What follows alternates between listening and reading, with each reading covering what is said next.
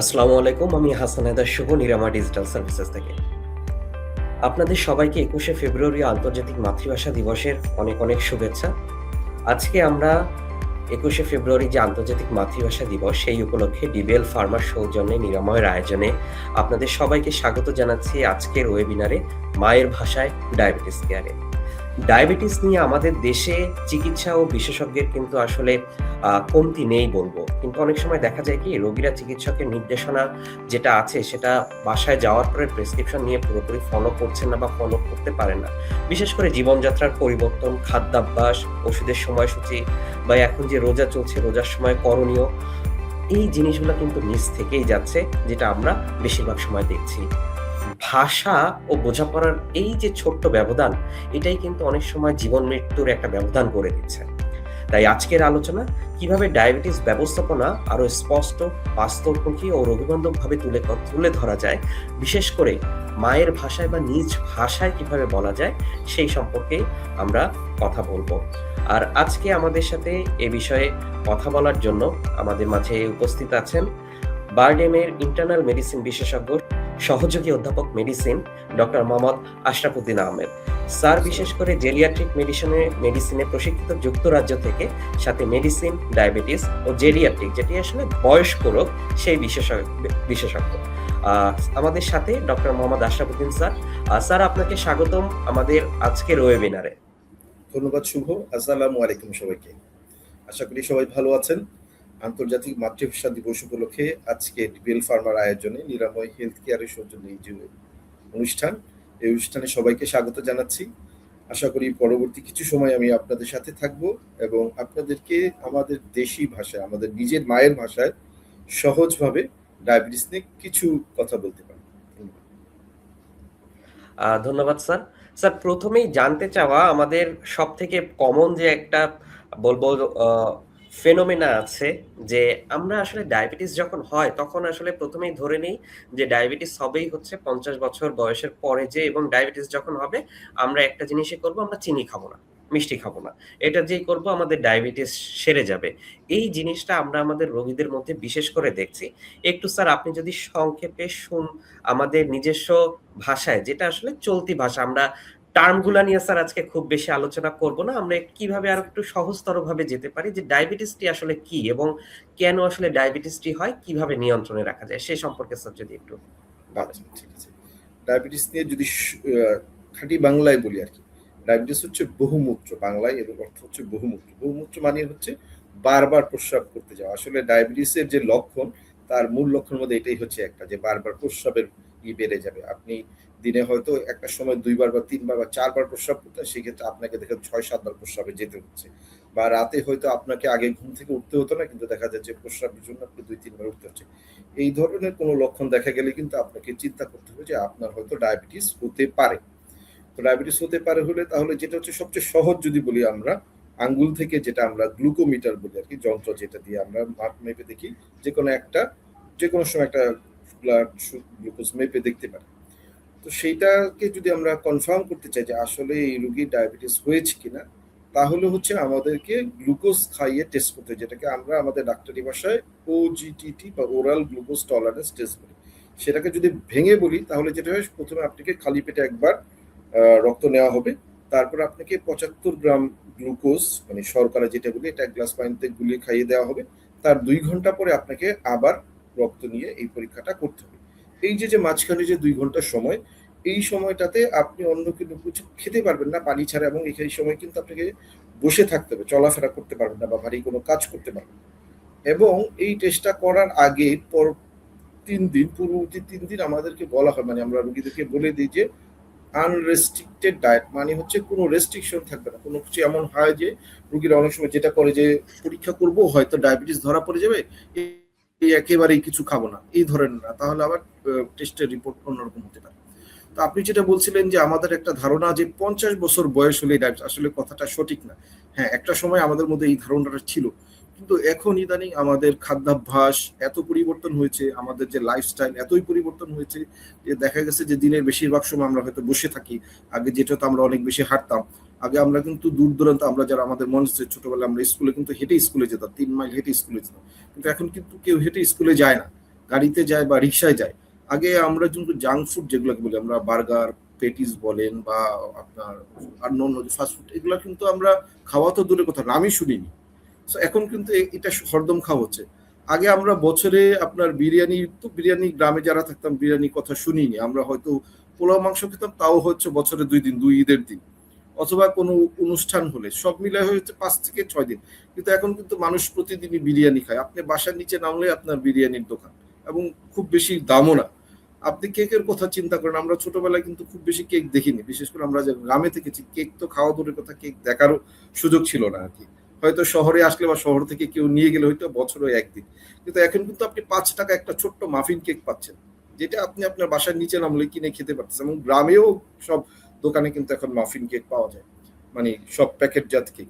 এরপরে যে জি স্যার। দেখেন যে আপনাদের যে বিভিন্ন ধরনের ম্যারিনেটেড ফুড যেগুলো আছে, যেগুলো হচ্ছে লবণ দিয়ে প্যাকেট করা থাকে, এই ধরনের খাবার কিন্তু আমরা আসলে আগে কখনো চোখে দেখিনি, এগুলোও কিন্তু এখন সব জায়গায়, ইভেন আমি গ্রামেও দেখেছি এগুলো পাওয়া যায়। তারপরে কোক বা অন্যান্য যে কোল্ড ড্রিঙ্কস গুলো আছে, আমার মনে আছে আমরা প্রতি 2 ঈদে যে আমাদের যে সালামি উঠতো, সেটা দিয়ে আমরা কোক পেপসি খেতাম। কিন্তু এখন কিন্তু বাচ্চারা উল্টা বলতে পারবে যে বছরে কোন 2 দিন খায়নি। সো এইসব কারণে কিন্তু ডায়াবেটিস এখন দেখা যাচ্ছে যে অল্প বয়সীদের মধ্যেও ডায়াবেটিস চলে আসছে। আমার প্র্যাকটিসিং ইয়ার হচ্ছে 22 বছর। তা আমি বিগত 5 বছর আগেও এত অল্প বয়সীদের কিন্তু ডায়াবেটিস দেখিনি, যেটা এখন দেখতেছি। এখন অল্প বয়সী 20-30 বছর বয়সীদেরও কিন্তু ডায়াবেটিস হয়ে যাচ্ছে।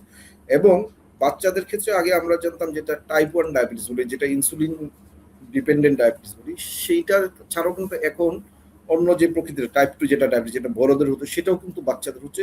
এই শুধুমাত্র এই খাদ্যাভ্যাসের পরিবর্তন এবং হচ্ছে আমাদের এই যে কার্যক্ষমতা কমে যাওয়া, এবং এইটার ক্ষেত্রে আরেকটা বড় অনুষঙ্গ হচ্ছে আমাদের ইলেকট্রনিক ডিভাইসের উপরে নির্ভরতা। সত্যি কথা যে আমাদের দিনের অনেক সময় চলে যায় হচ্ছে মোবাইল, টিভি এবং কম্পিউটার স্ক্রিন, এই নির্ভরতাটা কিন্তু আমাদেরকে আসলে কমাতে হবে। ধন্যবাদ স্যার। স্যার, একটা জিনিস আসলে বলতে চাই। আমরা যেহেতু এই ওয়েবিনার করার উদ্দেশ্যে আমরা কয়েকজন এবং কয়েকভাবে আমাদের যারা পেশেন্ট আছে নিয়মিত তাদের সাথেও ইন্টারেক্ট করছিলাম। কিছু জায়গায় ঢাকার বাহিরে যারা আছেন তাদের কাছ থেকে একটা জিনিস সবসময় দেখেছি, যারা একটু বয়স্ক আছেন, অর্থাৎ যদি বলি যে হ্যাঁ, আ ৫০-৫৫ র উপরে যারা আছেন, তারা সুগার ইনটেকটা একেবারে কমিয়ে দিয়েছেন। অর্থাৎ তারা একেবারেই সুগার খাচ্ছেন না, কোনো কিছুতেই খাচ্ছেন না। নট ইভেন আমরা যে ফলের ফল যেটা বলি, ফ্রুট সুগার যেটা বলি, সেটাও খাচ্ছেন না। কেন? চিনি ধরনের সবকিছুই বন্ধ। তো অনেক সময় দেখা যায় কি তাদের সুগারটা একেবারে তখন কমে যেয়ে তারা হাসপাতালে অ্যাডমিট হচ্ছেন। তো সুগার যেরকম বেশিও ভালো না, তেমনি কমও ভালো না। এটি কি সঠিক স্যার? আসলে এই জিনিসটা আমাদের হচ্ছে ভুল ধারণা আর কি। ভুল ধারণা বলবো, এটা আসলে দোষটা হয়তো আমাদের চিকিৎসকদের, আমরা হয়তো তাদেরকে সঠিকভাবে বোঝাতে পারছি না, যার কারণে এই একটা ভুল ধারণা নিয়ে মানুষ চলে যাচ্ছে। যেমন আমরা বলি যে ডায়াবেটিস হলেই হচ্ছে নো সুগার। আসলে সুগারের কিন্তু অনেকগুলা ধরন আছে, হ্যাঁ। আমরা বলি হচ্ছে রিফাইন সুগার বা সিম্পল সুগার, আর একটা হচ্ছে কমপ্লেক্স সুগার বা কমপ্লেক্স কার্বোহাইড্রেট বা সিম্পল কার্বোহাইড্রেট। তো সিম্পল যদি বলি, যেটা হচ্ছে আপনি মুখে নিলেন সাথে সাথে এটা গ্লুকোজ হয়ে রক্তে চলে গেলো, এটাকে বলি আমরা সিম্পল সুগার। যেমন সরাসরি যদি চিনি যদি বলেন বা গ্লুকোজ ডেক্সট্রোজ যেটা পাওয়া যায়, সেগুলো হচ্ছে এই ধরনের সুগার, যেগুলো হচ্ছে শরীরে দিলে সাথে সাথে হচ্ছে আপনার রক্তের যে গ্লুকোজের মাত্রা অনেক বেড়ে যাবে। কিন্তু কিছু কিছু চিনি আছে যেটা হচ্ছে শরীরে ঢুকতে অনেক দীর্ঘ সময় লাগে, এটা আস্তে আস্তে আস্তে ভেঙে ভেঙে তারপর হচ্ছে শরীরে যায়, যার কারণে খুব ধীরে ধীরে হচ্ছে শরীরের যে গ্লুকোজের মাত্রাকে বাড়ায়। তো এই ধরনের জিনিসগুলো কিন্তু আসলে শরীরের জন্য দরকার, কারণ আমাদের যে গ্লুকোজ আছে, গ্লুকোজ কিন্তু আমাদের শরীরের যে বিভিন্ন বিপাক্রিয়া বলি আমরা, মেটাবলিজম ইংরেজিতে বলি, মানে আমাদের শরীরে যে আমরা কাজ করবো, সাপোজ আপনি এখন একটু হাঁটবেন, এই হাঁটার জন্য তো আপনার শরীরে শক্তি দরকার, সেই শক্তিটা কিন্তু মেজর অংশটা কিন্তু গ্লুকোজ থেকেই আসে। সো যেমন হচ্ছে যে আমাদের কিন্তু আমরা যে ভাত খাচ্ছি, রুটি খাচ্ছি বা আটা খাচ্ছি বা বিভিন্ন ধরনের ফল খাচ্ছি, এগুলাতে কিন্তু কমপ্লেক্স কার্বোহাইড্রেট যেটা বলি বা জটিল শর্করা যেটা থাকে, সেই জিনিসগুলো থাকে। তো এগুলা কিন্তু রক্তের সুগারের মাত্রা খুব ধীরে ধীরে বাড়ায়, যার কারণে হঠাৎ করে সুগার বেড়ে যাবে, আস্তে আস্তে বাড়বে, যেটা হচ্ছে শরীরের জন্য উপকারী, শরীরের জন্য জরুরি। কারণ হচ্ছে আপনি যদি একেবারেই সবকিছু খাওয়া বন্ধ করে দেন, তাহলে কিন্তু আপনার সুগার কমে যেতে পারে হঠাৎ করে। শুধু তাই না, এইসব খাবারের সাথে কিন্তু অন্যান্য আমরা মাইক্রো নিউট্রিয়েন্টস বলি, মানে খাবারের ক্ষুদ্র কিছু উপাদান যেগুলো শরীরের জন্য খুবই জরুরি এবং যেগুলো বাইরের থেকে হয়তো আমি আলাদা করে সাপ্লিমেন্ট দেওয়াও সম্ভব না, এবং এগুলো সবসময় আমাদেরকে, আমরা যে ল্যাবে মেজার করি, বা ল্যাবে মাপি, সেই মাপাটাও সম্ভব না, যেগুলো কিন্তু শরীরের জন্য অনেক উপকারী। শরীরে বিভিন্ন হাড় গঠন বলেন, মাংসপেশির গঠন বলেন, চোখের দেখার ব্যাপারটা বলেন, এগুলো সবকিছুর জন্যই কিন্তু এই ছোট খাবারগুলো জরুরি, যেটা হচ্ছে যদি আমরা যদি খাবারের কিছু অংশ বাদ দিয়ে দিই, সেই খাবারগুলো কিন্তু আমরা পাবো না। এসব ক্ষেত্রে উপদেশ থাকবে হচ্ছে আপনাকে অবশ্যই একটা ডায়েট চার্ট তৈরি করে নিতে হবে। যেমন বাংলাদেশ ডায়াবেটিক সমিতি থেকে কিন্তু একটা গাইড বই করে দেওয়া আছে খাদ্যাভ্যাসের জন্য। সেখানে কিন্তু আপনার শারীরিক উচ্চতা, আপনি প্রতিদিন কতটুকু কাজ করেন সেই অনুযায়ী, এবং আপনার ওজন কত, আপনাকে এখন ওজন কমাতে হবে না ওজন বাড়াতে হবে, সেই অনুযায়ী কিন্তু আপনাকে একটা খাদ্যাভ্যাস বা ডায়েট প্ল্যান করে দেওয়া আছে। সেখানে 10টা খাদ্যাভ্যাস তৈরি করা আছে, 1 থেকে 10 পর্যন্ত, 1000 ক্যালোরি থেকে 2000 ক্যালোরি পর্যন্ত। এই যে খাদ্যাভ্যাস 3000 ক্যালোরি, 3000 ক্যালোরি পর্যন্ত, এটা আপনি যখনই আপনার পরবর্তীতে চিকিৎসকের কাছে যাবেন, তার কাছ থেকে কিন্তু এই জিনিসটা তৈরি করে নেবেন যে আপনার জন্য কোনটা জরুরি। যদি চিকিৎসক না পারেন, বাংলাদেশে এখন বিভিন্ন জায়গায় হচ্ছে ডায়েটিশিয়ান আছেন, তাদেরও শরণাপন্ন হয়ে এই খাদ্যাভ্যাসটা তৈরি করে নেবেন, কারণ এটা একটা সঠিক খাদ্যাভ্যাস। আমরা বলি ব্যালেন্সড ডায়েট বলি ওখানে। ওখানে কিন্তু আপনি কতটুকু প্রোটিন খাবেন, কতটুকু শর্করা খাবেন এবং কতটুকু ফ্যাট খাবেন, আপনি পানি কতটুকু খাবেন, আপনি দুধ খাবেন কতটুকু, ডিম খাবেন কিনা কতটুকু, এই পুরো জিনিসটাই কিন্তু ওখানে দেওয়া আছে। হ্যাঁ, যেমন ডিম আর দুধ নিয়ে আমাদের অনেকের মধ্যেই একটা মিথ বলে, আমি ভ্রান্ত ধারণা আছে যে যদি আপনার কোনো হাই প্রেশার হয় বা হার্টের প্রবলেম হয়, আপনি কিন্তু ডিম দুধ বাদ দিয়ে দেন। এটা কিন্তু একেবারেই সঠিক না, কারণ ডিম এবং দুধকে বলা হয় সুপার ফুড। কারণ ডিমের মধ্যে পুষ্টি উপাদান এত বেশি যে এটা শরীরে সবার জন্যই কিন্তু দরকার, এবং দুধ 1 গ্লাস দুধ সবার জন্যই দরকার। কারণ আপনি ডিম দুধ না খেলেও, যে বললাম, কিছু মাইক্রোনিউট্রিয়েন্টস আছে যেগুলোর অভাব হবে শরীরে, যার কারণে শরীর বিভিন্নভাবে ভেঙে পড়তে পারে। এবং ডিম এবং দুধের মধ্যে ভিটামিন ডি এর খুব ভালো উৎস, যেটা দেখা যায় যে আপনার শরীরে ভিটামিন ডি কমে গেলে কিন্তু আপনার রোগ প্রতিরোধ ক্ষমতা কমে যায়, এবং ডায়াবেটিস রোগীদের কিন্তু এমনিতেই রোগ প্রতিরোধ ক্ষমতা আরো কম থাকে, যার কারণে সে বিভিন্ন ধরনের রোগে আক্রান্ত হতে পারে। আপনি 1 কাপ পাতলা দুধ ছাড়া সহজেই খেতে পারেন, এবং একটা সেদ্ধ ডিম, অবশ্যই কুসুম সহ একটা ডিম সবাই কিন্তু খেতে পারে, এটা শরীরের জন্য খুবই উপকারী। স্যার, অনেক ধন্যবাদ। স্যার, 3টা বিষয় আপনার জি। এই কথা থেকে যেটা আছে, যেটা আমাদের সামনে ছিল, সেটা যেহেতু এখনই টপিকটা এসছে, এখনই সেটা বলছি। ১ নম্বর হচ্ছে, এখন কিন্তু আমরা অনেকেই, অনেকেই বলতে আগে যেরকম ছিল যে হ্যাঁ, আমরা যারা গ্রামের দিকে আছি তারা কিন্তু অ্যাক্সেস টু কোয়ালিটি ফুড, বা বলা যায় যে অ্যান্টিবায়োটিক বা অন্যান্য রেজিস্ট্যান্স ছাড়া ফুড, এই অ্যাক্সেসটা ভালো ছিল। কিন্তু এখন যেটা দেখা গেছে যে সবাই যেহেতু শহরমুখী হয়ে গেছে এবং সকাল থেকে অফিস আছে, আপনি যেটা বললেন লম্বা সময় ধরে থাকতে হচ্ছে।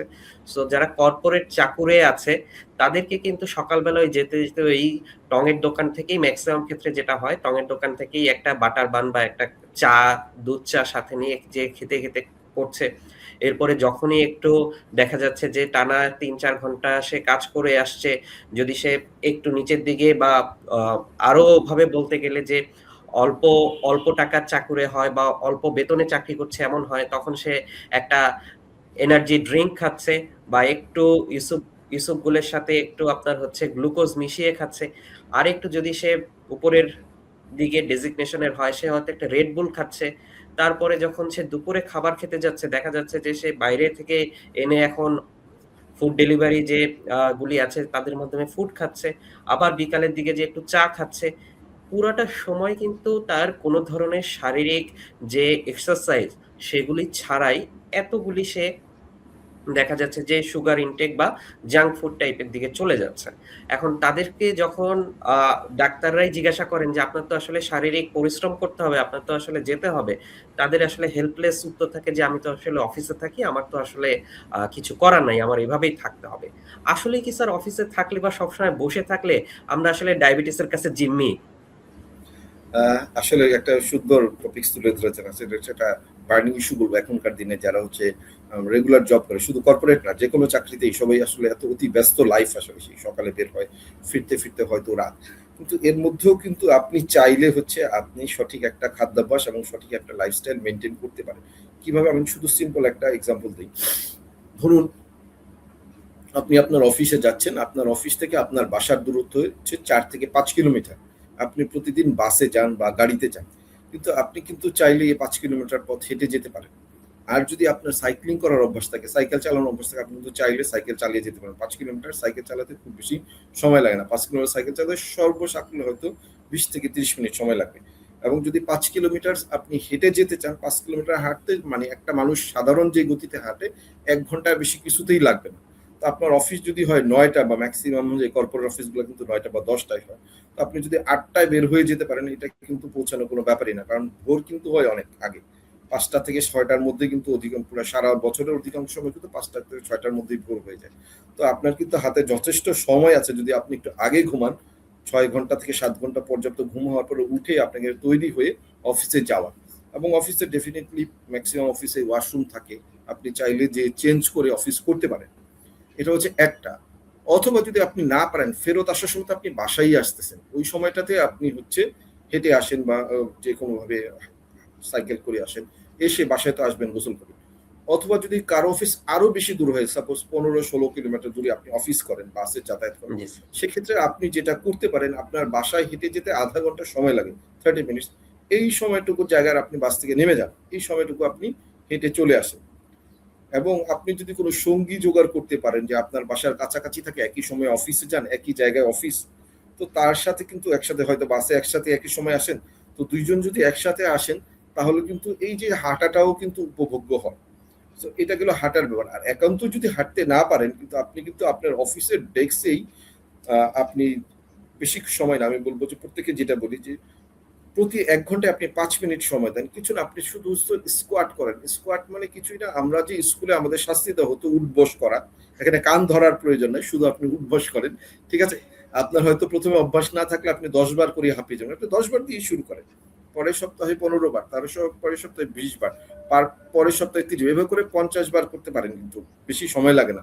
এটা যে কোনো জায়গায় করতে হয়, বা আপনি যদি ওয়াশরুমে যান, আপনি বাথরুমে যান বা টয়লেটে যান, তো ওইখানে যেও কিন্তু এই ব্যায়ামটা করে আসা যায় ইজি। হ্যাঁ, আপনি প্রতি 2 ঘন্টা পরে আপনি ওয়াশরুম থেকে 5 মিনিটের জন্য ব্রেক নিলে আপনাকে কেউ কিছু বলবে না, মানে এতে খুব সময় লাগতেছে না, এটা আপনি ঘরেও করতে পারেন। তো আপনি মনে করেন সকালে ঘুম থেকে উঠে একবার করলেন, আবার অফিস থেকে এসে একবার করলেন, রাতে শোয়ার আগে একবার করলেন, আর অফিসে তো বললাম যদি করতে পারছেন, ভেরি গুড এক্সারসাইজ। এছাড়াও আপনি ডেস্কে, কেউ আছে হয়তো ডেস্ক থেকে উঠতেই চাচ্ছেন না, হ্যাঁ আপনি ডেস্কে বসে চেয়ার ব্যায়াম করতে পারেন, কিছুই না, সিম্পল এক্সারসাইজ, আমি কয়েকটা এক্সারসাইজ দেখিয়ে দিচ্ছি, সিম্পল, যে আপনি হাত এভাবে করলেন, এভাবে করলেন, হাত এভাবে করলেন, এভাবে করলেন, এভাবে ঘুরলেন, এভাবে, এগুলা হচ্ছে কিন্তু খুব গুড এক্সারসাইজ আপনি একদম চেয়ারে বসে করার জন্য, এটা যে কেউ করতে পারে। এই যে যে আপনার প্রতি মুহূর্তে যে যে মাংসপেশির সঞ্চালন হচ্ছে, এই সঞ্চালন গুলোই কিন্তু আপনাকে কিন্তু ডায়াবেটিস প্রতিরোধে সাহায্য করবে। আর খাদ্যাভ্যাসের ব্যাপারে যেটা বললেন আর কি, হ্যাঁ এটা এটা শুধু আমাদের বাংলাদেশে না, এটা সারা ওয়ার্ল্ডের সব জায়গায়, দুনিয়া এখন অনেক দ্রুত হয়ে গেছে, যার কারণে আপনাকে আগে থাকতে হয় না। তার মানে এই না যে আপনাকে জাঙ্ক ফুড খেয়ে চলতে হবে, আপনি ডেফিনেটলি যে বললাম, যদি আপনি একটু ভোরে ঘুম থেকে ওঠার অভ্যাস করেন, আপনি কিন্তু আপনার ব্রেকফাস্ট বা সকালের নাস্তাটা আপনি বাসায় করে যেতে পারেন, এবং আপনি দুপুরের জন্য কিন্তু নাস্তা তৈরি করে নিয়ে যেতে পারেন। আমি যেটা বলি অনেকে যাদের ওজন বেশি, তাদের জন্য যেটা বলি যে দুপুরের নাস্তাটাকে বা দুপুরের খাবারটাকে আপনি কিন্তু ফল এবং সবজি দিয়ে রিপ্লেস করে ফেলতে পারেন। যেমন হচ্ছে আপনার শসা, গাজর, এগুলো কিন্তু আমরা এগুলো সারা বছর ধরেই পাওয়া যায়, এবং এগুলো কিন্তু অত্যন্ত সস্তা, খুব বেশি দামি না। আপনি হয়তো একটা শসা 10 টাকা, একটা গাজর 10 টাকা, একটা আমড়া 10 টাকা, তার মানে হচ্ছে 30 টাকার মধ্যে কিন্তু আপনার দুপুরের খাবার হয়ে যাচ্ছে, যদি আপনি চান এটাতে করতে, ঠিক আছে? এবং সাথে পর্যাপ্ত পরিমাণ পানি। আপনি রাতে এসে হয়তো রুটি খেলেন, বা যদি কারো ভাত খাওয়ার অভ্যাস থাকে, সেটা আপনি পরিমিত পরিমাণে খেতে পারেন। হ্যাঁ, তো এইভাবে করে কিন্তু আপনি চাইলে কিন্তু আপনি অল্প খরচে আপনি কিন্তু একটা হেলদি লাইফস্টাইল মেনটেন করতে পারেন, যেটা কিন্তু আপনাকে ডায়াবেটিস প্রতিরোধে সহায়তা করে। ধন্যবাদ স্যার। আমরা কর্পোরেট যারা চাকরিজীবী আছে তাদের ব্যাপারে এই কথাগুলি বলছিলাম। এবার একটু ঘরের ভিতরে ঢুকি। অর্থাৎ যারা গৃহিণী আছেন, বিশেষ করে যারা সবসময় দেখা যায় যে বাসায় থাকা হয়, তাদের ক্ষেত্রে বাংলাদেশে যেহেতু বলব যে সবথেকে প্রধান খাদ্য হচ্ছে ভাত, যেটা কার্বোহাইড্রেট, এবং ভাত না খেলে আসলে ক্ষুধা মেটে না। যত কিছুই খাই না কেন, যাই খাই না কেন ইনশাল্লাহ। সবসময় ভাত খেতে হবে, এবং একটা বলা যায় যে খুবই যোগ প্রচলিত আছে যে ডায়াবেটিস হয়েছে, ডাক্তার বলেছে যে আপনি নিয়মিত রুটি খাবেন। তো পেশেন্ট প্রশ্ন করছে যে রুটিটা কখন খাবো? ভাত খাওয়ার আগে নাকি ভাত খাওয়ার পরে? সো ভাত খাওয়ার এই যে ফেনোমেনাটা রয়েছে সবসময়, স্যার এই ভাতের কি বদলে কিছু খাওয়া যায় না? বা ভাত খেলেই কি আসলে ডায়াবেটিসের কোনো ঝুঁকি আছে কিনা স্যার?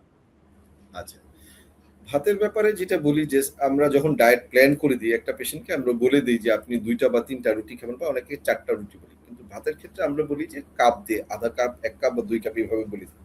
তো আপনি একটু চিন্তা করে দেখেন, আমাদের দেশি লোকজন আর কি, আমরা বাংলাদেশি যারা এমনিতেই হচ্ছে প্রকৃতিগতভাবে আমরা হচ্ছে ভাত পছন্দ করি, রুটি কিন্তু পছন্দ করি না।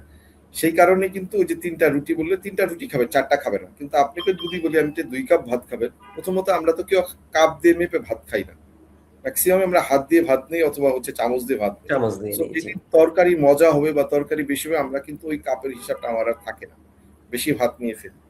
এটা হচ্ছে একটা বড় বিষয়। ২ নাম্বার যে জিনিসটা হচ্ছে যে আপনি ভাত খাবেন না তা না, অবশ্যই ভাত খাবেন। একবেলা তো আপনি ভাত খেতেই পারেন। কিন্তু ওই যে পরিমাপটা ঠিক রাখতে হবে নাম্বার ১। ২ নাম্বার কথা হচ্ছে আমাদের যে ভাতটা খাই সাদা চাল যেটা, তার পরিবর্তে যদি আমরা লাল চালের ভাত খেতে পারি, লাল চালের ভাতে যেটা দেখা গেছে এটাতে ফাইবার বা আঁশের পরিমাণ অনেক বেশি। তো আঁশের পরিমাণ বেশি থাকলে এটাতে হচ্ছে ওই যে প্রথমে শুরুতেই বলছিলাম যে জটিল শর্করা বা কমপ্লেক্স কার্বোহাইড্রেট যেটা শরীরে ভাঙতে সময় লাগে এবং ব্লাড সুগারটা আস্তে আস্তে বাড়ায়, গ্লুকোজ আস্তে আস্তে বাড়ায় এবং কমাবে আস্তে আস্তে। এটা কিন্তু শরীরের উপকার। আপনি যদি ভাত খেতে চান অবশ্যই ভাত খাবেন, সেক্ষেত্রে আপনি লাল চালের ভাত খাবেন এবং পরিমিত পরিমাণে। ওই যে বললাম যে আপনার ডায়েট চার্টে হয়তো দেওয়া আছে ২ কাপ, আপনি কখনোই চেষ্টা করবেন না যে ৩ কাপ বা ৪ কাপ ভাত, ওই ২ কাপের মধ্যেই থাকার চেষ্টা করবেন। এবং সেই ক্ষেত্রে যেটা করবেন আমাদের দেশে যে হচ্ছে আমাদের মা খালাদের যেটা হচ্ছে সবারই থাকে যে অনেক পদে তরকারি দিয়ে টেবিল ভরিয়ে রাখতে হবে, তাছাড়া হচ্ছে নাকি খাওয়ার তৃপ্তি পাবে, এই জিনিসটা করা যাবে না। সেক্ষেত্রে হয়তো আপনি একটা সবজি, একটা তরকারি আর একটা ডাল, বড়জোর এর সাথে হয়তো একটা হচ্ছে ভর্তা হতে পারে, এর বেশি কিছু করতে যাবে না। কারণ আপনি যখনই আপনার যে তরকারি আইটেম গুলো অনেক বেশি থাকবে তখনই কিন্তু আপনার খাওয়ার পরিমাণ বেড়ে, আপনি চেষ্টা করেন ওইটা দিয়ে একটু খাই, এটা দিয়ে একটু খাই না, এই কাজটা করা যাবে না। হ্যাঁ, আপনি হয়তো পরের দিন অন্য একটা পদ করেন, সেটা ঠিক আছে, কিন্তু একদিনে একটা সবজি, একটা তরকারি, একটা ডাল, এর মধ্যেই থাকার চেষ্টা করেন। বড়জোর সাথে একটা ভর্তা হতে হবে, এই ৪ পদের বেশি করবেন না। ঠিক আছে, আপনার যদি অন্য কিছু খেতে পারেন পরের দিন করেন, রবিবারে একটা করেন, সাপোজ শনিবারে আপনি মাছের ভর্তা করলেন, রবিবারে হচ্ছে অন্য একটা মাছ করলেন, সোমবারে যে হচ্ছে মাংস খেলেন, এভাবে করে আর কি জিনিসটা মেনটেন করা যেতে পারে। ধন্যবাদ স্যার। যেহেতু আমাদের সবসময় খাদ্যাভ্যাসের মধ্যে মাছ, ভাত, ডাল, ভর্তা এগুলা থাকেই। এগুলো আমরা চাইলেই সহজেই বাদ দিতে পারবো না। যেটি করতে পারবো স্যারের আলোচনা থেকে বুঝলাম যে আমরা পরিমিতভাবে একটু হ্যাঁ, ঘুরিয়ে, ঘুরিয়ে যেটাকে আমরা বলি ঘুরিয়ে একটু রুটিন করে একদিন অন্তর, অন্তর অন্য জিনিস ট্রাই করে আমরা খেতে পারি। সেইভাবে আমাদের চিন্তা করতে হবে। মেইনলি আমার যেটা মনে হয় যে আমাদের সবথেকে বড় প্রয়োজন ডায়াবেটিসটা রুখতে হলে সেটা হচ্ছে আমাদের নিজেদের ডিসিপ্লিন, নিজেদের নিয়মানুবর্তিতা যেটা বলি আমরা, সেই জিনিসটা। তাহলেই আমরা সেভাবে কাজ করতে পারবো। স্যার আমরা আলোচনা তো শেষের দিকে আছি। আমরা আর কিছু বিষয় অ্যাড্রেস করে এরপর প্রশ্নোত্তরের দিকে একটু চলে যাব। জি। আমাদের ডায়াবেটিস হওয়ার পরে আমরা সে ব্যাপারে ডাক্তারের কাছে যেতে পারছি বা তাদের সাথে কনসালটেশন করতে পারছি। বাট একজন মানুষ কখন বুঝবেন যে আসলে তার ডায়াবেটিস হতে পারে বা তিনি প্রি-ডায়াবেটিক এর ঝুঁকিতে আছেন, তার আসলে ডাক্তারের কাছে যাওয়া প্রয়োজন বা কোন বয়সে যাওয়ার পরে আসলে নিয়মিত চেকআপের জন্য এনরোল বা নিয়মিত চেকআপের জন্য যাওয়া উচিত ডায়াবেটিসের জন্য? আচ্ছা, খুবই আর কি জরুরি দরকারি প্রশ্ন আসলে। তো আগে আমাদের একটা ধারণা ছিল যেটা আমরা শুরুতেই বললাম যে ডায়াবেটিস হয়তো ৫০ বছর বয়সের পরে হয়। আসলে কিন্তু এখন সেই ধারণা থেকে আমরা সরে এসেছি। সরে এসেছি কেন? ওই যে বললাম আমাদের খাদ্যাভ্যাসের পরিবর্তন হয়েছে, আমাদের লাইফস্টাইলে পরিবর্তন হচ্ছে। যার কারণে কিন্তু এখন অতি অল্প বয়সেই হচ্ছে ডায়াবেটিস হয়ে যাচ্ছে। তো আপনি কখন বুঝবেন আসলে আপনার ডায়াবেটিস হয়েছে? শুরুতে কিন্তু আমরা একটা কথা বলেছি, ডায়াবেটিসের বাংলা অর্থ হচ্ছে বহুমূত্র। যখনই দেখবেন যে আপনার যে রেগুলার আপনি যে পরিমাণ প্রস্রাব করতেন তার চেয়ে প্রস্রাব করার মাত্রা অনেক বেড়ে গেছে, পরিমাপও বেড়ে গেছে এবং বারবার প্রস্রাবখানায় যেতে হচ্ছে, এটা একটা লক্ষণ। আপনার শরীর হয়তো আপনি সুস্থ সবল মানুষ, কোনো অসুখ নেই, কিন্তু তারপর আপনার হঠাৎ করে দুর্বল লাগা শুরু হয়েছে কোনো কারণে। মাঝে মাঝে আপনার খুব বেশি শরীরে ঘাম হচ্ছে।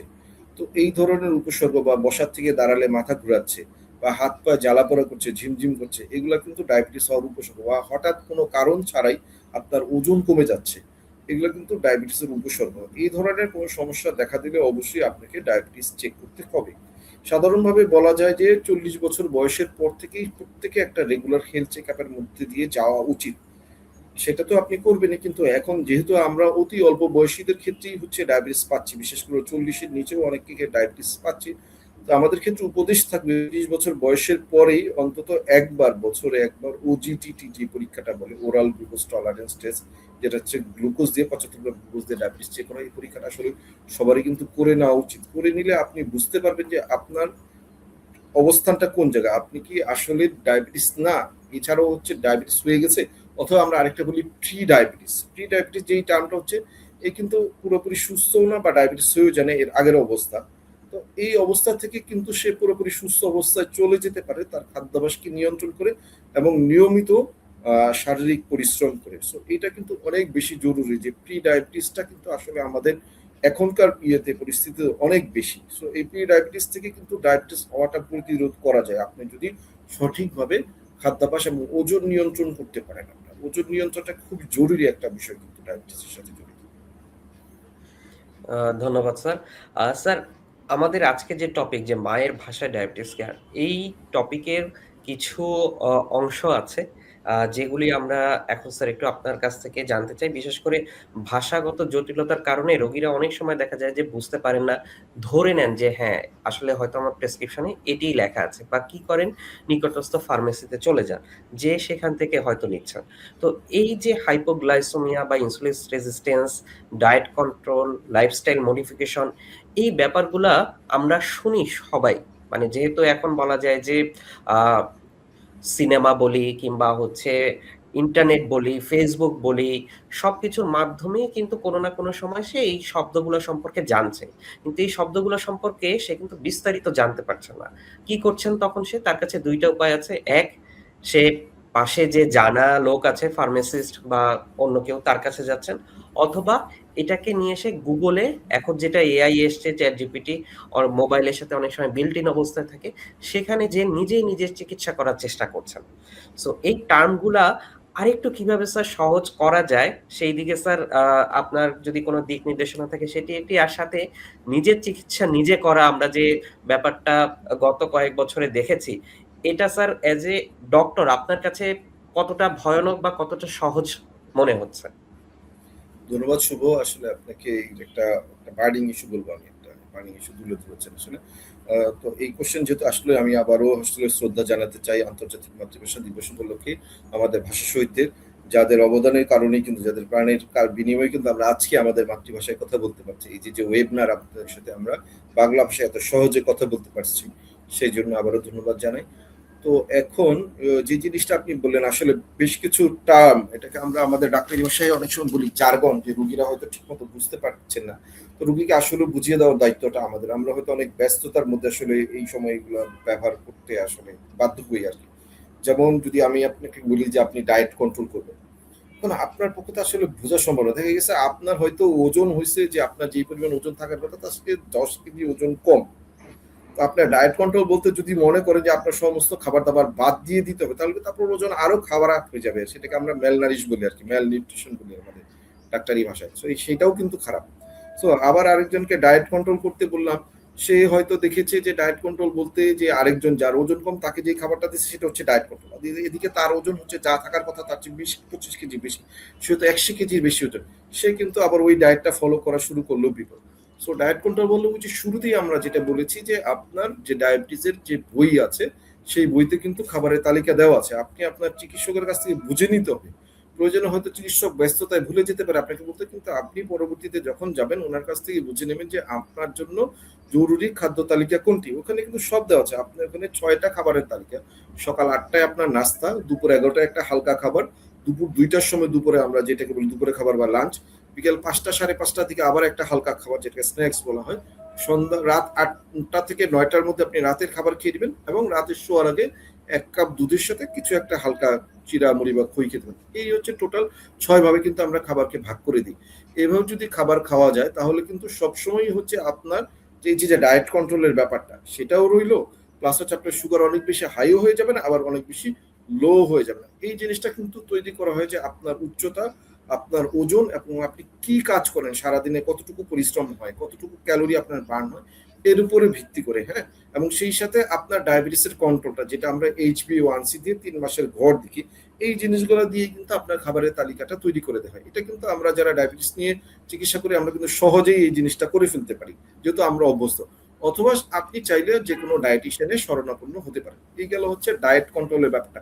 ডায়েট কন্ট্রোল মানে এই না যে আপনি খাবার থেকে সবকিছু বাদ দিয়ে দিতে পারেন। হ্যাঁ, আমরা বলি যে রিফাইন সুগার বা যেই গ্লুকোজটা খেলে খুব দ্রুত, যেমন চিনি যেটা হচ্ছে, আমরা যেটা বলি রুগীদেরকে আপনি চায়ের চিনিটা বাদ দিয়ে দেন। কারণ আপনি দেখেন, আপনি কিন্তু চা খাচ্ছেন প্রতিদিন 2 বেলা, সাধারণত আমাদের যে খাদ্যাভ্যাস 2 বেলা, তাহলে মানে আমরা ইউজুয়ালি 1 চামচ বা 2 চামচ করে চিনি কিন্তু প্রতিদিন খাচ্ছি। তার মানে এটা পরিমাণ কিন্তু অনেক বেশি।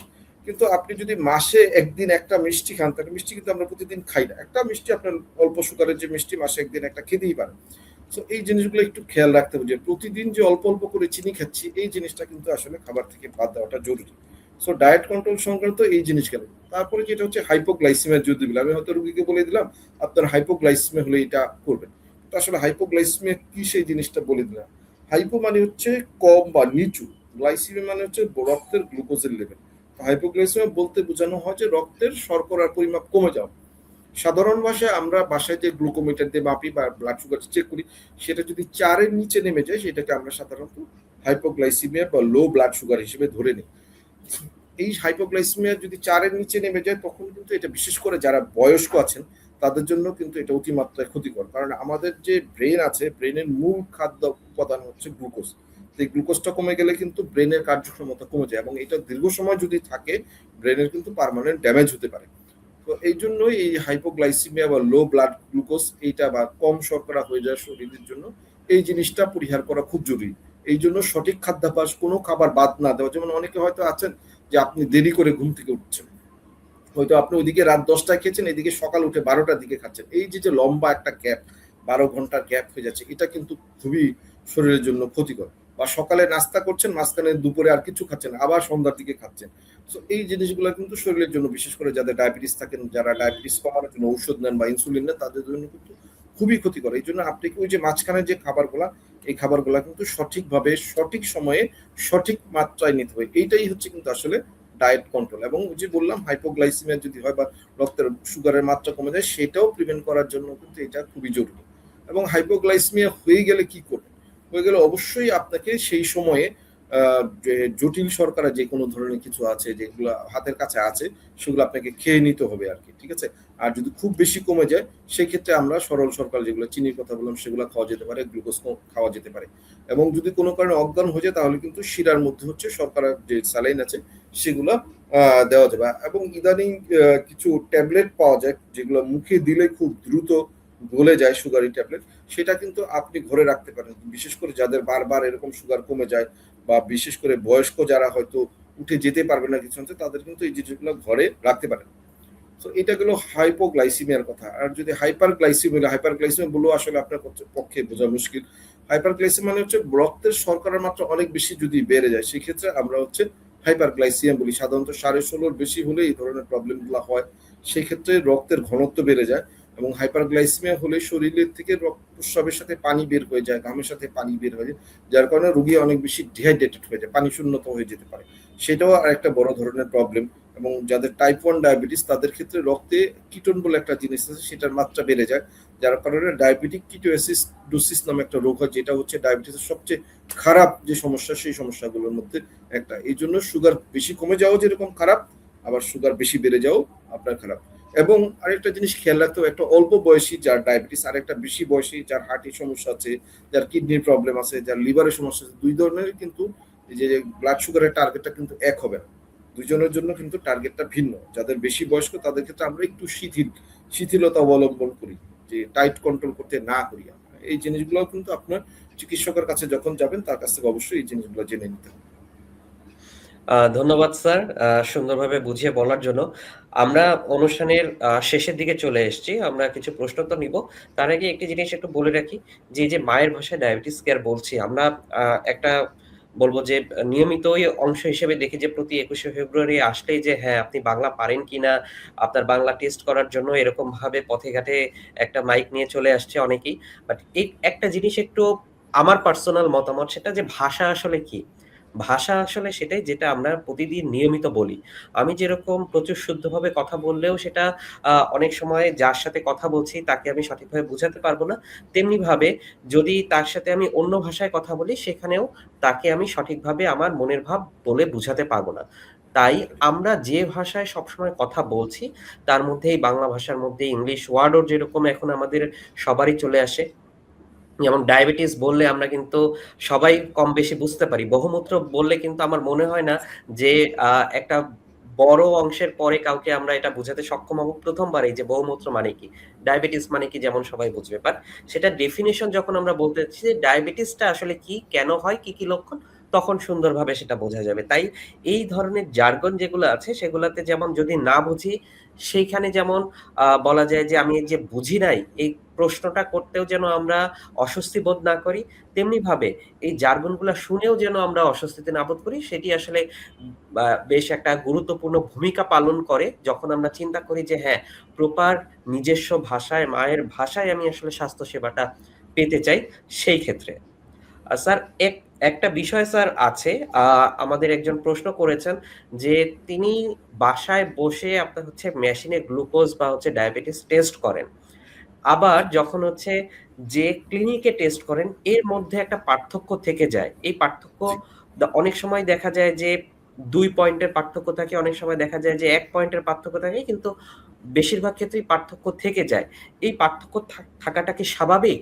আর সাথে জিজ্ঞাসা করেছেন, এই যে মেশিনে ডায়াবেটিস টেস্টটা করছেন এটা আসলে কোন সময় টেস্ট করলে বেশি ভালো হয়? কারণ উনি অনেক সময় দেখা যায় যে এখন যেহেতু আমাদের মেশিনগুলো কেনাটা জাস্ট এ ক্লিক অ্যাওয়ে, একটা ক্লিক করলেই বাসায় মেডিসিন বা এই ধরনের জায়গাগুলি চলে আসছে, ডিভাইসগুলো চলে আসছে।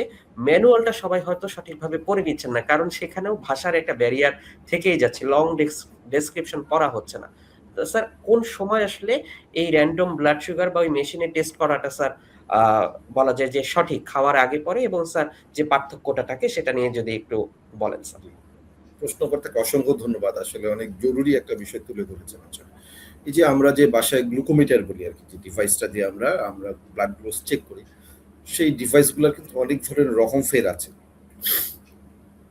তো হ্যাঁ, এখানে যে আপনি যে ল্যাবে যে মাপেন এবং আপনার যে গ্লুকোমিটার দিয়ে মাপেন এটার মধ্যে 0.5 থেকে 1 হ্যাঁ, পর্যন্ত ডিফারেন্স হতে পারে। এটা স্বাভাবিক। এটা মানে ওই যে মার্জিন অফ এরর যেটা বলি আমরা, এটা হচ্ছে স্বাভাবিক মার্জিন অফ এরর। কিন্তু ১ এর বেশি যদি ডিফারেন্স হয় তাহলে অবশ্যই আপনাকে সেই ক্ষেত্রে আপনাকে মেশিনটা হয়তো পরিবর্তন করতে হবে বা আপনি সঠিকভাবে মাপতে পারতেছেন কিনা সেই জিনিসগুলোর ক্ষেত্রেও কিন্তু খেয়াল করতে হবে।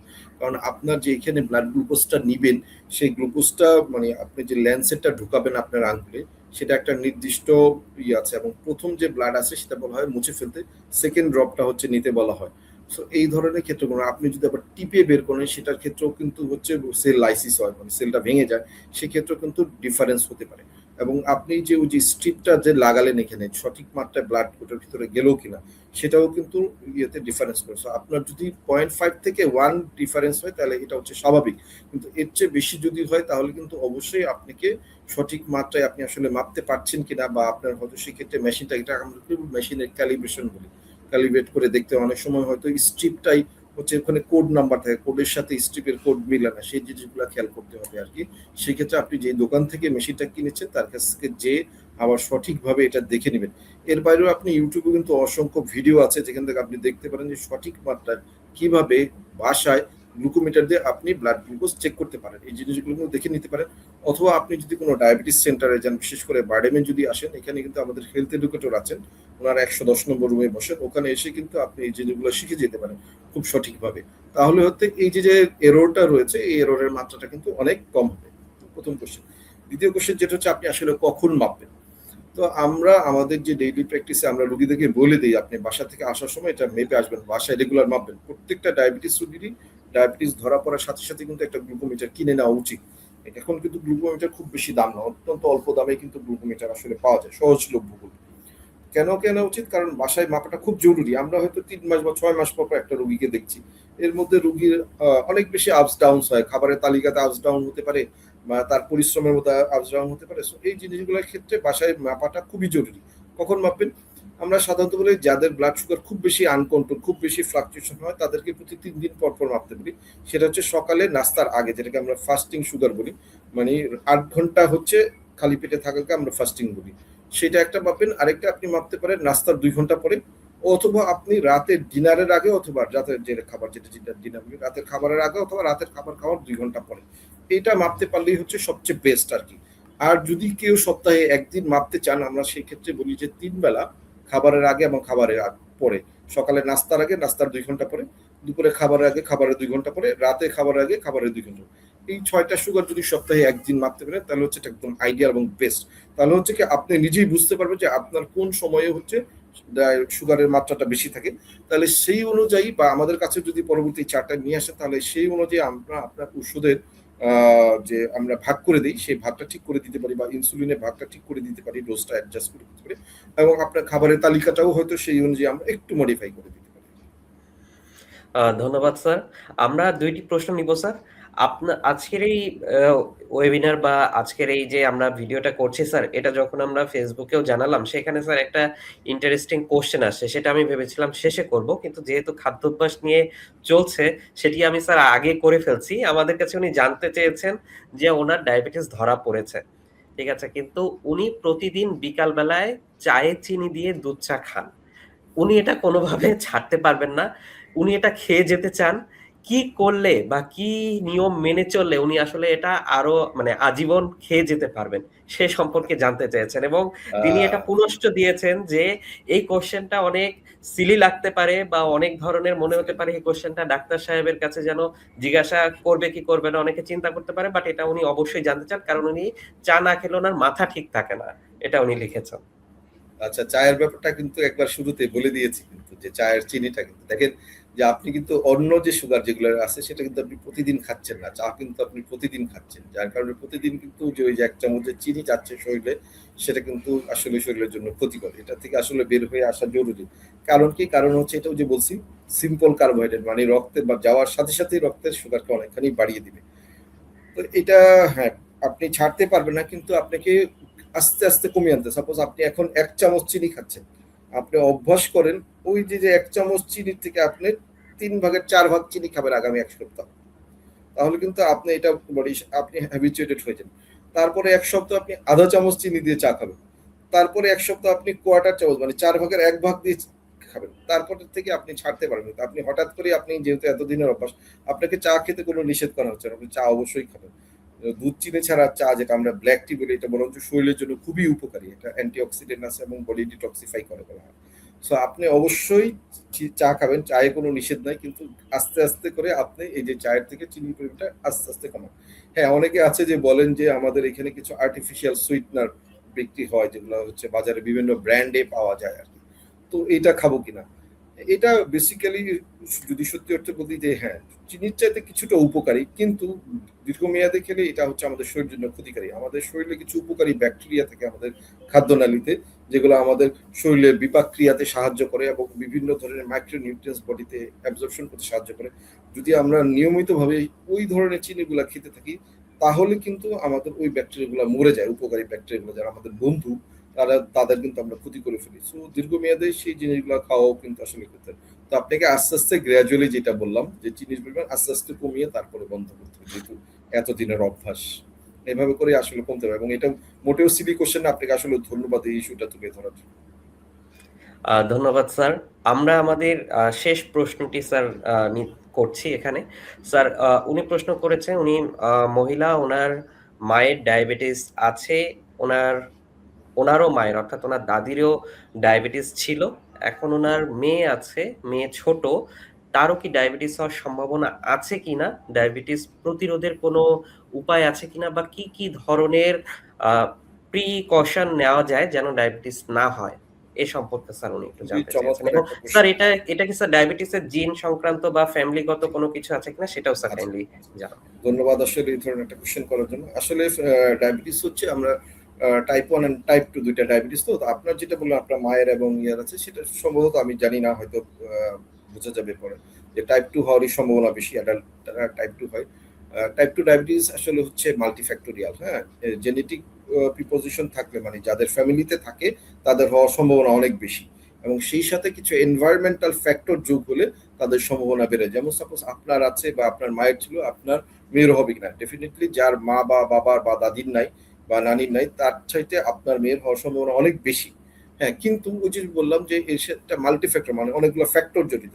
এর মধ্যে কিছু হচ্ছে এনভায়রনমেন্টাল ফ্যাক্টর বলে, যে জিনিসগুলো যেতে, যেমন আপনার মেয়ে যদি এখন থেকে নিয়মিত শারীরিক পরিশ্রম করে, যেমন প্রতিদিন হচ্ছে আমরা বলি ৮,০০০ স্টেপস হাঁটা, সেটা ঘরের ভিতরেই হতে পারে। আমরা তো এখন হচ্ছে স্মার্ট ওয়াচ অনেকে ইউজ করি, সেখানে কিন্তু ক্যালকুলেট করা যায়, ঠিক আছে? বা মোবাইলেও এই ধরনের অ্যাপস আছে, আপনি মোবাইলটা পকেটে রেখে দিয়ে যদি হাঁটতে থাকে, মোবাইলেও কিন্তু ক্যালকুলেট করবে। প্রতিদিন যদি ৮,০০০ স্টেপস দেন, তাহলে কিন্তু আপনার এই ডায়াবেটিস হওয়ার চান্সটা অনেক কমে যাবে। নাম্বার 1। নাম্বার 2 হচ্ছে রিফাইন্ড সুগার, যেটা বললাম, যেই সুগার গুলো দিলে সাথে সাথে হচ্ছে ব্লাডের গ্লুকোজের মাত্রা খুব দ্রুত বেড়ে যায়। এই রিফাইন্ড সুগারগুলো যদি আপনি খাবারের তালিকা থেকে বাদ দিতে পারেন, যার মধ্যে চিনি অবশ্যই একটা, এবং এই চিনি দিয়ে তৈরি খাবার, সাদা আটা এবং সাদা ময়দা এবং সাদা চালের ভাত, এর পরিবর্তে এটাকে যদি আপনি রিপ্লেস করেন লাল আটা এবং লাল চাল দিয়ে, হ্যাঁ, এবং জাঙ্ক ফুড যেগুলো আমরা খাবার খেতে অভ্যস্ত, সেই জিনিসগুলো যদি খাবারের তালিকা থেকে আপনি বাদ দিতে পারেন, অবশ্যই আপনার কিন্তু ডায়াবেটিস হওয়ার সম্ভাবনা অনেক কমে যাবে। তো এই দুইটা হচ্ছে মূল, নিয়মিত সঠিক খাদ্যাভ্যাস, নিয়মিত শারীরিক পরিশ্রম, এই দুইটার মাধ্যমে কিন্তু আপনাকে ডায়াবেটিসকে, এবং তার চাইতে জরুরি হচ্ছে ওজন নিয়ন্ত্রণ করা। আপনাকে জানতে হবে যে আপনার আদর্শ উচ্চতা কতটুকু, ওজন কতটুকু। যেমন আমাদের যে গাইড বই আছে, সেই গাইড বই বা আপনি ইন্টারনেটে সার্চ দিলেও পেতে পারেন যে আপনার উচ্চতা এবং আপনার ওজন যদি এখন লিখে দেন, এবং আপনি বাংলাদেশি এথনিসিটি বলি আমরা, বাংলাদেশি মহিলা সেক্স বলে দিতে হবে, তাহলে কিন্তু আপনাকে আপনার সঠিক উচ্চতা আপনার কত উচিত, যেমন আপনার 5 ফুট 5 ইঞ্চি যদি হয়, আপনি মহিলা হিসেবে আপনার সঠিক উচ্চতা কত, হয়তো উনি বলে দিবে আপনার সঠিক উচ্চতা হচ্ছে 60 কেজি। তা আপনার যদি 65 কেজি ওজন হয়, এই যে 5 কেজি, এই 5 কেজি ওজন কিন্তু আপনাকে কমিয়ে আনতে হবে। এটা যদি আপনি কমিয়ে আনতে পারেন, তাহলে কিন্তু আপনার ডায়াবেটিস হওয়ার সম্ভাবনা অনেক কমে যাবে। শুধু ডায়াবেটিস কেন, অন্যান্য যে আনুষঙ্গিক রোগগুলো আছে, হাইপার টেনশন, হার্টের সমস্যা, ব্রেনের স্ট্রোক, এগুলা, এবং এখন আরেকটা বড় বিষয় হয়ে দাঁড়িয়েছে ফ্যাটি লিভার, যেটা হচ্ছে ডায়াবেটিসের সাথে অঙ্গাঙ্গি ভাবে জড়িত, এই জিনিসগুলোর সম্ভাবনা কিন্তু অনেক কমে যাবে। এবং বলা হয়ে থাকে, আমি কিছুক্ষণ আগে বলেছি যে প্রি ডায়াবেটিস যদি কারো হয়েই যেয়ে থাকে, সে কিন্তু যদি ওজন কমিয়ে আনতে পারে, তাহলে কিন্তু সে পুরোপুরি সুস্থ হয়ে যাবে, একদম তার নন ডায়াবেটিস হিসেবে আমরা ডিক্লেয়ার করতে পারি। ধন্যবাদ স্যার। আমরা আজকের অনুষ্ঠানের শেষ পর্যায়ে চলে এসেছি। স্যারকে আসলেই এত সময় নিয়ে পবিত্র মাহে রমাদানের আজকে দ্বিতীয় দিন, সকালবেলায় আমরা আজকে এই অনুষ্ঠানটি করছি। দর্শকরা হয়তো এটি দেখবেন যখন, তখন বিকালবেলা। কিন্তু এই সময় স্যার যে সময় নিয়ে আমাদেরকে আসলে সুন্দরভাবে মায়ের ভাষায় ডায়াবেটিস কেয়ার এত সহজ ভাষায়, সহজ শব্দে বললেন স্যার, সে কারণে স্যার ধন্যবাদ। আর যেকোনো প্রয়োজনে ডায়াবেটিস সংক্রান্ত কোনো কিছু লাগলে আপনারা নিরাময়ের সাথে যোগাযোগ করতে পারেন। নিরাময় পেশেন্ট অ্যাপ ডাউনলোড করে কিংবা নিচের নাম্বারে আপনারা কল দিতে পারেন। সেই সাথে আজকের এই ভিডিওটাতেও অ্যাওয়ারনেস ভিডিও, অর্থাৎ আপনারা ডায়াবেটিস সম্পর্কে জানতে পারলেন। তেমনিভাবে যদি আপনার মনে হয় যে আপনি ডক্টর মোহাম্মদ আশরাফ উদ্দিন আহমেদ স্যারের সাথেও যোগাযোগ করবেন বা ফলো আপ নিবেন, আপনি আমাদের সাথে যোগাযোগ করবেন। আমাদের ফেসবুক পেজ কিংবা এই মেসেজে কিংবা এই নাম্বারে কল দিবেন, আমরা স্যারের সাথে আপনার যোগাযোগ করিয়ে দেওয়ার ব্যবস্থা করব।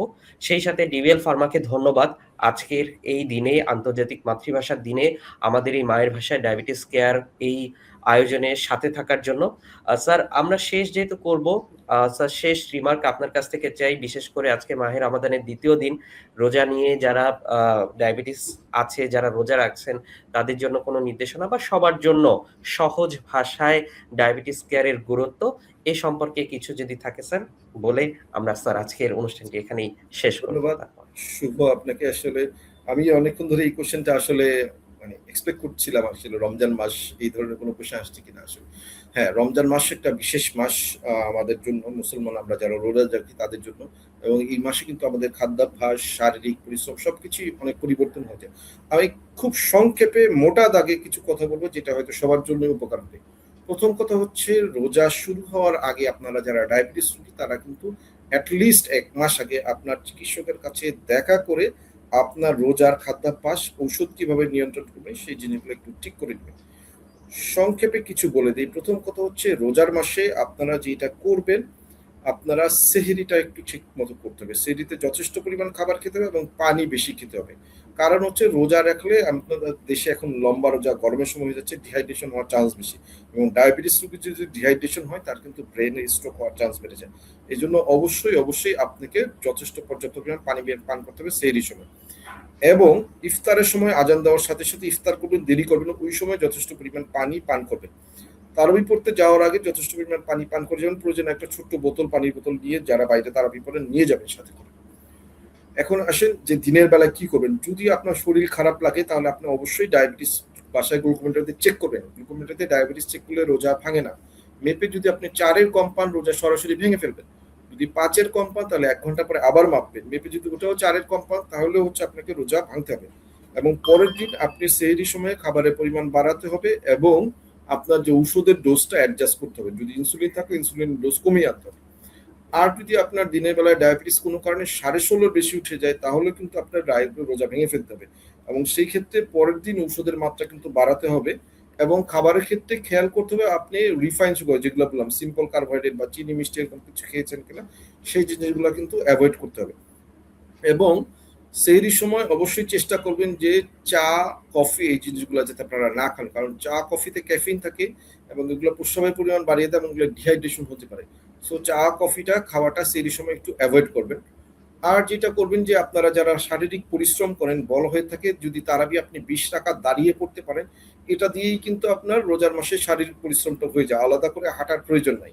যদি হাঁটতেই হয় ইফতারের পরে হাঁটবেন, দিনের বেলাটা না হাঁটাটা শ্রেয়। এখন খাবারে আসলে কি ধরনের খাবার খাবেন, খাবারের ক্ষেত্রে যেটা হয় যেটা হচ্ছে যে আমরা ওই যেটা বলেছি যে কমপ্লেক্স কার্বোহাইড্রেট, আমরা ইংরেজিতে বলি হচ্ছে লো গ্লাইসেমিক ইন্ডেক্স, মানে যে খাবারগুলো ধীরে ধীরে সুগার বাড়ায়, সেই ধরনের খাবার খাওয়াটাই আপনার জন্য জরুরি। সেটা হতে পারে যে লাল আটার রুটি, লাল চালের ভাত, আপনি ওটস খেতে পারেন, ঠিক আছে, এবং কিছু সবজি আছে, সবজি খেতে পারেন, বা কিছু ফল আছে যেগুলো কম মিষ্টি জাতীয় ফল, সেই জিনিসগুলা খেতে পারেন। ইফতারের সময় অনেকে জিজ্ঞেস করেন যে চিনি দিয়ে শরবত খাওয়া যাবে কিনা। না, চিনি দিয়ে শরবত খেলে আপনার কিন্তু সুগারের মাত্রা অনেক বেড়ে যেতে পারে। আপনি লেবুর শরবত খেতে পারেন, ডাবের পানি খেতে পারেন, ঠিক আছে, চিনি ছাড়া অনেক সময় ঘোল তৈরি করা হয় ঘরে, সেটা খেতে পারেন। এই জিনিসগুলো একটু অভ্যাস করেন। ইফতারের সময়ও আপনি ওই কমপ্লেক্স কার্বোহাইড্রেট যেগুলো সেগুলো খেতে পারেন, পর্যাপ্ত পরিমাণ পানি খাবেন, একটা খেজুর অবশ্যই খেতে পারেন। খেজুরও কিন্তু কনসেন্ট্রেটেড সুগার অনেক বেশি, কিন্তু গ্লাইসেমিক ইন্ডেক্স লো, মানে আস্তে আস্তে সুগার বাড়ে, খুব বেশি দ্রুত আপনার সুগার বাড়াবে না। একটা খেজুর আপনি খেতে পারেন, অসুবিধা নাই। এবং অবশ্যই আপনি নিয়মিত ব্লাড সুগার চেক করবেন। এবং রোজার মাসে আপনি কখন চেক করবেন, একটা তো বললাম যে শরীর খারাপ থাকলে চেক করবেন, এর বাইরেও আপনি সেহরির আগে এবং সেহরির 2 ঘন্টা পরে সুগার চেক করতে পারেন, ইফতারের আগে এবং ইফতারের 2 ঘন্টা পরে সুগার চেক করতে পারেন, এবং মিড দুপুর বেলায় 12টার দিকে একবার সুগার চেক করতে পারেন। তাহলে আপনার একটা আইডিয়া হয়ে যাবে যে আপনার কোন সময়টা আসলে ডায়াবেটিস কম বেশি হচ্ছে। এবং শরীর খারাপ লাগলে অবশ্যই আপনি সুগার চেক করবেন। আর ওষুধের ব্যাপারে যেটা হচ্ছে, মোটা দাগে যদি আমরা বলি, আমরা সাধারণ সময়ে সকালে যে ওষুধের ডোজটা নিই বা সকালে যে ইনসুলিনটা নিই, তার পুরোপুরি ডোজটাই হচ্ছে আপনার ইফতারের সময় নিতে হবে। আর রাতে যে ডোজটা নেই, সেই ডোজটার অর্ধেকটা হচ্ছে আপনি সেহরির সময় নিতে হবে। যেমন মনে করেন আপনি হচ্ছে এমাগ্লিন এম নামে একটা ওষুধ খান, ডায়াবেটিসের একটা ওষুধ, এটা হচ্ছে সকালে আপনি একটা খান আর রাতে একটা খান। সেই ক্ষেত্রে আপনি এই পুরো ডোজটার পুরোটাই হচ্ছে একটা ডোজ খাবেন আপনি ইফতারের সময়, এবং রাতের ডোজটার অর্ধেক খাবেন হচ্ছে সেহরির সময়। বা আপনি ইনসুলিন নেন সকালে 24 ইউনিট, রাত্রে 16 ইউনিট, তাহলে সেই ক্ষেত্রে আপনার 24 ইউনিটের পুরোটাই হচ্ছে আপনার ইফতারের সময় চলে যাবে, এবং সেহরির সময় 16 ইউনিটের অর্ধেক মানে 8 ইউনিট নেবেন সেহরির আগে। এবং আরেকটা ইস্যু হচ্ছে যে অনেকে বলে থাকেন যে ইনসুলিন নিলে রোজা ভেঙে যায় না, ইনসুলিন নিলে রোজা ভাঙে না। আপনি চাইলে ইফতারি করার বা আজান দেওয়ার 5 মিনিট আগে ইনসুলিন নিতে পারেন, এতে আপনার রোজা ভাঙবে না। তো এই জিনিসগুলো আসলে মোটা দাগে আর কি। হ্যাঁ, তারপরে তো আরো অনেক কথা থেকে যে আসলে সব কথা তো সব বলার মতো সুযোগ নেই, আসলে সময়ও নেই। এই জিনিসগুলো আশা করি যদি আপনারা মেনটেন করেন, তাহলে আপনারা ভালো থাকবেন আর কি। ধন্যবাদ। ধন্যবাদ স্যার। আমাদের সবকিছুরই একটা সময় সংক্ষেপ থাকে।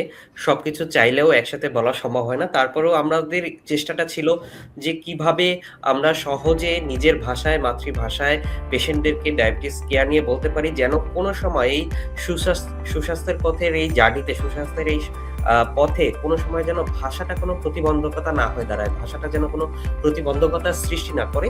সেই জন্যই সবাইকে অ্যাওয়ার করার জন্যই আজকের এই আয়োজন। এরপরও আপনাদের যদি কোনো ধরনের, দর্শক শ্রোতা, আপনাদের যদি কোনো ধরনের কোশ্চেন থাকে বা আপনারা যদি ফলো আপ করাতে চান, কিংবা যে কোনো ধরনের কোশ্চেনের উত্তর চান, প্রশ্নের উত্তর চান, তাহলে আপনারা কমেন্টে জানাবেন, কিংবা আমাদেরকে ডাইরেক্টলি মেসেজ করবেন, কল দিবেন। আমরা আমাদের সর্বোচ্চ চেষ্টা করব এই সুস্বাস্থ্যের যাত্রায় আপনাদের সঙ্গী হতে।